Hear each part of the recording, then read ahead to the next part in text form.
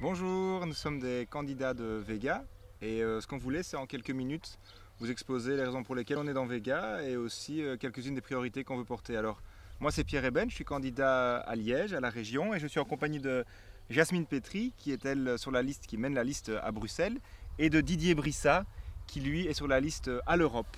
Voilà, je vais peut-être d'abord passer la parole à Didier. Didier, est-ce que tu peux expliquer les raisons d'abord qui te poussent à être dans Vega? Comme formateur syndical, plus particulièrement sur les questions européennes, on voit qu'il y a de plus en plus d'actions et de décisions qui sont prises au niveau de l'Europe et pour lesquelles les citoyens ne sont absolument pas consultés. Et donc ma participation à Vega, c'est avant tout pour réintroduire les citoyens dans les décisions européennes parce qu'elles concernent dans 80% des cas les décisions qui sont appliquées dans les États membres. Et donc c'est véritablement important de pouvoir réintroduire la parole citoyenne au niveau de l'Europe. Jasmine? Moi, ce qui m'intéresse à Vega, c'est la problématique de l'alimentation saine et durable pour tous. Je constate malheureusement que pour, par exemple, mes enfants, il est plus facile d'acheter des gaufres Lotus dans la cour de récré à 30 cents qu'une pomme à 1 euro. Donc ça, je trouve que c'est quand même dommage. Et pour moi, les pouvoirs publics ont une réelle responsabilité en termes de santé publique. On ne peut pas laisser l'alimentation à la loi du profit quand il s'agit de nos enfants en particulier. Et donc la région bruxelloise a, à mon sens, une vraie responsabilité qu'elle peut prendre en faisant appel aux agriculteurs belges ou français, au circuit court de manière générale, pour alimenter les Bruxellois. Une alimentation saine et durable pour tout le monde. Et toi ? Moi, je suis ce que j'appelle Vega Canal Historique, donc j'étais de la coopérative qui s'est lancée en 2012 à Liège.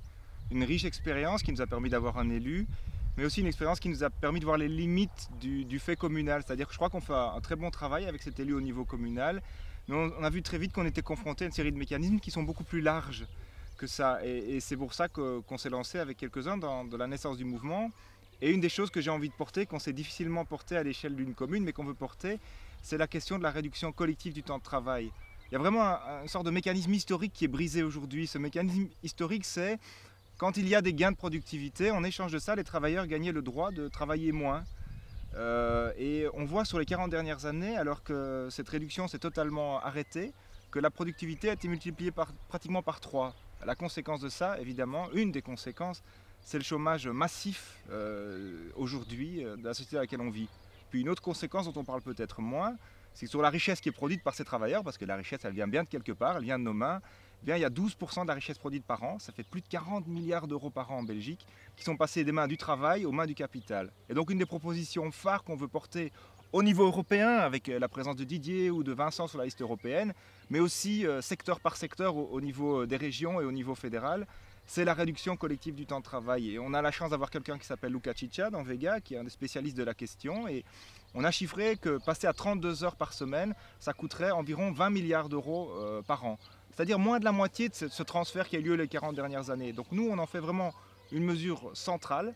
C'est à la fois une mesure qui va permettre de créer de la justice sociale, c'est aussi une mesure qui va permettre de nous libérer du temps parce que le travail n'est pas une fin en soi. Et voilà, nous on conçoit par exemple les 32 heures comme étant 4 jours de travail par semaine. Ça veut dire une journée libérée à la culture, au temps avec nos familles, au temps avec nos enfants.